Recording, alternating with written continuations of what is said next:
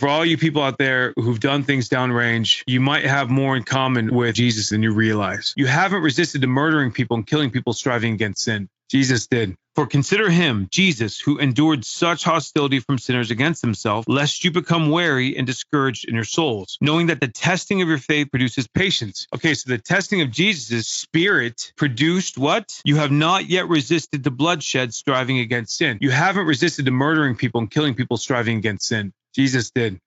You have to understand that passage of the Bible and what it's trying to say. And for all you people out there who've done things downrange, you might have more in common with Jesus than you realize. You have not yet resisted killing people striving against sin. You have not yet resisted bloodshed, striving against sin. And so when you see the evil, sinful nature within people, and Jesus saw the end from the beginning from the end. And when he comes back, his robe dipped in blood, Revelation 19, it's the blood of those he tramples underfoot. And this is how we tie this all together. This is where we go on adventure. So again, we're talking about James. We just opened up. Knowing that the testing of your faith produces patience. You have not yet resisted bloodshed, striving against sin. Where does it go? All the way back to Isaiah 63. So this is how Jesus returns. This is what Jesus does. This is his behavior, his activity when he returns. Let's read Isaiah 63 together, and then you tell me.